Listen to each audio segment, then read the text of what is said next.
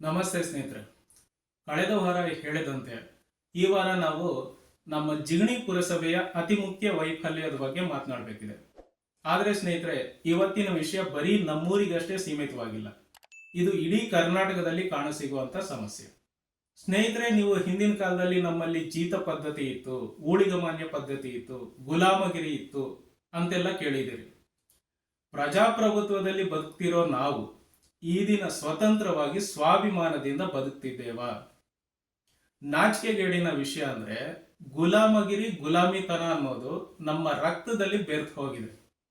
ಹಣವಂತನಿಗೆ, ಅಧಿಕಾರಿಗೆ, ರಾಜಕಾರಣಿಗೆ, ಮಾಲೀಕನಿಗೆ, ಮೇಲ್ಜಾತಿಯವನಿಗೆ ಗುಲಾಮರ ಹಾಗೆ ಸಲಾಂ ಹೊಡೆಯೋದು, ವಿನಾಕಾರಣ ಅಣ್ಣಂಗೆ ಜೈ ಅನ್ನೋದು, ಅವ್ರ ಮುಂದೆ ತಲೆ ತಗ್ಗಿಸಿ ಕೈಕಟ್ಟಿ ನಿಲ್ಲೋದು, ವಿನಾಕಾರಣ ಬೈದ್ರೆ ಬೈಸ್ಕೊಳ್ಳೋದು, ಒದ್ರೆ ಒದಿಸ್ಕೊಳ್ಳೋದು, ಹೀಗೆ ಸ್ವಾಭಿಮಾನ ಎಂಬ ಪದದ ಅರ್ಥನೇ ಗೊತ್ತಿಲ್ಲದೆ ಬದುಕೋದು ಒಂದು ಬದುಕೆ. ನಮ್ಮ ವಾರ್ಡಿನ ಒಳ್ಳೆ ಆಡಳಿತಕ್ಕಾಗಿ ನಾವೇ ಆರಿಸಿದ ನಮ್ಮ ವಾರ್ಡ್ ಕೌನ್ಸಿಲರ್ ಆಗಲಿ, ವಾರ್ಡ್ ಮೆಂಬರ್ಗೂ ಸಹಿತ ಅಣ್ಣಂಗೆ ಜೈ ಅಂತೆಲ್ಲ ಅವನಿಗೆ ರಾಜ ಮರ್ಯಾದೆ ಕೊಟ್ಟು ಅವನನ್ನ ರಾಜ ಸಿಂಹಾಸನದ ಮೇಲೆ ಕೂರಿಸಿದ್ರೆ ಇನ್ನು ಅವನಿಗೆ ನೆನಪಾದ್ರೂ ಎಲ್ಲಿರುತ್ತೆ ತಾನು ಪ್ರಜೆಗಳ ಸೇವಕನೇ ಹೊರತು ನಾಯಕನಲ್ಲ ಅಂತ, ಪ್ರಜಾ ಕಾರ್ಮಿಕನೇ ಹೊರತು ಮಾಲೀಕನಲ್ಲ ಅಂತ. ನಿಮ್ಮ ಸ್ವಾಭಿಮಾನವನ್ನ ಅವನ ಚಪ್ಪಲಿ ಕೆಳಗಡೆ ಇಟ್ಬಿಟ್ಟು, ನಿಮ್ಮ ಪ್ರಶ್ನಿಸುವ ಹಕ್ಕನ್ನ ಅವನ ಎಡಗೈನಲ್ಲಿ ಕೊಟ್ಬಿಟ್ಟು, ನಮ್ಮ ವಾರ್ಡ್ನಲ್ಲಿ ನಮ್ಮ ಸಮಸ್ಯೆ ಕೇಳೋರಿಲ್ಲ ಅಂತ ಬಾಯಿ ಬಡ್ಕೊಂಡ್ರೆ ಇದು ನಿಮ್ಮ ಅಮಾಯಕತ್ವವೋ, ಬಾಲಿಶತನವೋ, ಅಜ್ಞಾನವೋ ಅಥವಾ ಅತಿ ಬುದ್ಧಿವಂತಿಕೆಯೋ ಅನ್ನೋದನ್ನ ನಿಮ್ಮನ್ನು ನೀವೇ ಕೇಳ್ಕೊಳ್ಳಿ. ಅಲ್ಲಯ್ಯ, ಇನ್ನು ಅವರಿಗೆ ಸಲಾಂ ಹೊಡೆದಿರೆ ತಾನೇ ನಮ್ಮ ಕೆಲಸ ಸಲೀಸಾಗುತ್ತೆ, ಅದರಲ್ಲಿ ತಪ್ಪೇನು ಅಂದ್ರ ದಾನವನ್ನ ಬೇಡಬೇಕು, ಹಕ್ಕನ್ನ ಪ್ರಶ್ನೆ ಮಾಡಿ ಪಡ್ಕೋಬೇಕು. ಇಲ್ಲಿ ವಾರ್ಡ್ ಕೌನ್ಸಿಲರ್ಸ್ ಅಥವಾ ವಾರ್ಡ್ ಮೆಂಬರ್ಸ್ ಯಾವುದೇ ಹಣವನ್ನ, ಸವಲತ್ತನ್ನ ಅವರವರ ಮನೆಯಿಂದ ತಂದು ಕೊಡೋದಿಲ್ಲ. ನಿಮ್ಮದೇ ಹಣವನ್ನ ನಿಮಗಾಗಿ ಉಪಯೋಗಿಸ್ತಾರೆ ಅಷ್ಟೇ. ಆದ್ರೆ ನಿಮ್ಮ ತೆರಿಗೆ ಹಣಕ್ಕೆ ನೀವೇ ಲೆಕ್ಕ ಕೇಳದಿದ್ರೆ ಇನ್ನು ಅವರು ರಾಜಾರೋಷವಾಗಿ ಎಗ್ಗೂ ಸಿಗ್ಗಿಲ್ದೆ ನಮ್ಮ ಹಣದಲ್ಲಿ ನಮ್ಮನ್ನೇ ಗುಲಾಮರಂತೆ ಮಾಡ್ತಾರೆ. ಇಲ್ಲಪ್ಪ, ಎಷ್ಟೋ ಬಾರಿ ಪ್ರಶ್ನೆ ಮಾಡಿದ್ದೀನಿ, ಅರ್ಜಿ ಕೊಟ್ಟಿದ್ದೀನಿ, ಆದ್ರೆ ನನ್ನನ್ನು ಟಾರ್ಗೆಟ್ ಮಾಡಿದ್ರು, ನಮ್ಮ ವಾರ್ಡ್ನಲ್ಲಿರೋ ಒಬ್ಬ ಸಹಿತ ನನ್ನ ಸಪೋರ್ಟ್ಗೆ ಬರಲಿಲ್ಲ, ನಾನು ತೆಪ್ಪಗಾದೆ. ಬಹುಶಃ ನಿಮ್ಮಲ್ಲಿ ಅನೇಕರಲ್ಲಿ ಇದೇ ರೀತಿಯ ವೇದನೆ ಇರಬಹುದು. ಸ್ನೇಹಿತರೆ, ಪ್ರಜಾಪ್ರಭುತ್ವ ಅಂದ್ರೆ ಪ್ರಜೆಯ ಆಡಳಿತ ಅಲ್ಲ, ಅದು ಪ್ರಜೆಗಳ ಆಡಳಿತ. ಒಬ್ಬರು ಇಬ್ಬರು ಪ್ರಶ್ನೆ ಮಾಡೋದಲ್ಲ, ಎಲ್ಲರೂ ಎಲ್ಲರಿಗಾಗಿಯೂ ಪ್ರಶ್ನೆ ಮಾಡಬೇಕು. ಆದ್ದರಿಂದಲೇ ನಮ್ಮ ಸಂವಿಧಾನದಲ್ಲಿ ಆರ್ಟಿಕಲ್ 19(1)(c) ಅಡಿನಲ್ಲಿ ಸಂಘಟನೆಗಳನ್ನ ಮಾಡಿಕೊಳ್ಳುವ ಮೂಲಭೂತ ಹಕ್ಕನ್ನ ಕೊಟ್ಟಿರೋದು. ಒಬ್ಬನ ಹೋರಾಟವನ್ನ ಇಲ್ಲಿ ಹತ್ತಿಕ್ಕೋದು ಬಹಳ ಸುಲಭ, ಆದರೆ ಸಾಂಘಿಕ ಹೋರಾಟವನ್ನ ಅಲ್ಲ. ಸ್ನೇಹಿತರೆ, ಸಂಘ ಕಟ್ಕೊಳ್ಳೋದು ನಮ್ಮ ಮೂಲಭೂತ ಹಕ್ಕು ಅಂತೇಳಿ ನಾವೇನ್ ಮಾಡಿದ್ದೇವೆ? ನಮ್ಮ ಜಾತಿ ಕಾಪಾಡಿಕೊಳ್ಳೋದಕ್ಕೆ ಸಂಘ, ನಮ್ಮ ದೇವರನ್ನ ಕಾಪಾಡಿಕೊಳ್ಳೋದಕ್ಕೆ ಸಂಘ, ಸಾಲ ಹಣ ವ್ಯವಹಾರಕ್ಕಾಗಿ ಸಂಘ, ಭಾಷೆ ನೆಪ ಹೇಳಿಕೊಂಡು ರಾಜಕೀಯ ಮಾಡೋದಕ್ಕೆ ಸಂಘ, ಈ ರೀತಿ ಯಾವ್ಯಾವುದೋ ಕಾರಣಕ್ಕಾಗಿ ಸಂಘಗಳನ್ನ ಮಾಡಿದ್ದೇವೆ. ಆದರೆ ನಮ್ಮ ಸಂವಿಧಾನ ಪ್ರಜಾಪ್ರಭುತ್ವ ವ್ಯವಸ್ಥೆಯನ್ನ ಸರಿದಾರಿನಲ್ಲಿ ತೆಗೆದುಕೊಂಡು ಹೋಗೋದಕ್ಕೆ ಎಷ್ಟು ಸಂಘಗಳಿವೆ ಹೇಳಿ?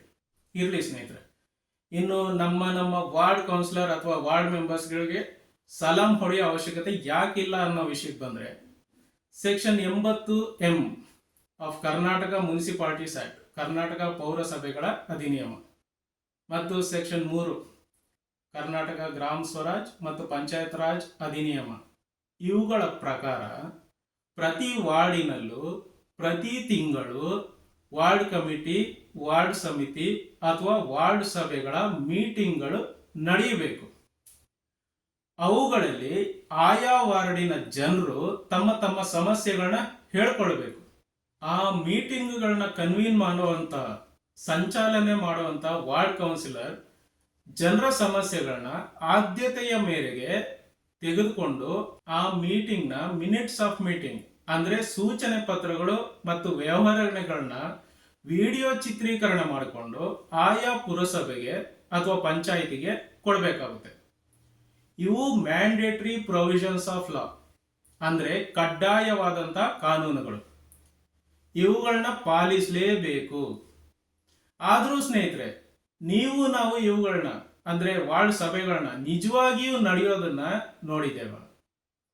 ಫಸ್ಟ್ ಆಫ್ ಆಲ್ ನಮ್ಮಲ್ಲಿ ಎಷ್ಟು ಮಂದಿಗೆ ಇದು ಇರೋದಾದ್ರೂ ಗೊತ್ತು?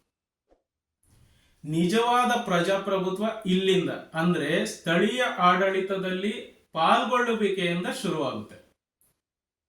ಆದ್ರೆ ಇದರ ಬಗ್ಗೆ ಯಾರೂ ನಿಮ್ಮ ಗಮನಕ್ಕೆ ತರೋದಿಲ್ಲ. ಕಾರಣ ಸಿಂಪಲ್, ಭಾರತದಲ್ಲಿ ಗುಲಾಮಗಿರಿ, ಗುಲಾಮಿತನ ಯಾವಾಗ್ಲೂ ಜೀವಂತವಾಗಿದ್ರೆ ಮಾತ್ರ ರಾಜಕಾರಣಿಗಳಿಗೆ ಉಳಿಗಾಲ. ಸ್ನೇಹಿತರೆ, ಈಗಾಗಲೇ ಹೇಳಿದ್ದೇನೆ, ಗುಲಾಮಿತನದಲ್ಲಿ ಬದುಕೋದಕ್ಕೆ ಇಷ್ಟಪಡೋರು ಹಾಗೇ ಇರಿ. ನಿಮ್ಮನ್ನ ನಾವು ಬದಲಾಯಿಸೋದಕ್ಕೆ ಬಂದಿಲ್ಲ, ಅದು ನಮ್ಮಿಂದ ಸಾಧ್ಯನೂ ಇಲ್ಲ.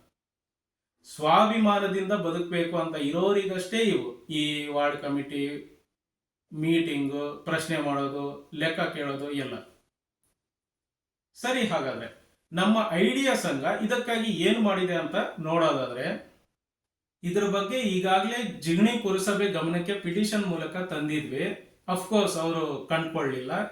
ಡೈರೆಕ್ಟರ್ ಆಫ್ ಮುನಿಸಿಪಲ್ ಅಡ್ಮಿನಿಸ್ಟ್ರೇಷನ್, ಪುರಸಭೆಗಳ ಆಡಳಿತ ನಿರ್ದೇಶಕರಿಗೆ ಇದನ್ನ ಎಸ್ಕಲೇಟ್ ಮಾಡಿದ್ವಿ. IAS ಆಫೀಸರ್ ಅಲ್ವಾ, ಕ್ರಮ ತೆಗೆದುಕೋಬಹುದು ಅಂತ ತುಂಬಾನೇ ಹೋಪ್ ಇಟ್ಕೊಂಡಿದ್ವಿ. ಅವರದ್ದು ದಿವ್ಯ ನಿರ್ಲಕ್ಷ್ಯನೇ ಆಯಿತು. ಈಗ ನಮ್ಮ ಬಳಿ ಉಳಿದಿರೋ ಆಯ್ಕೆ ಏನು? ನ್ಯಾಯಾಂಗ.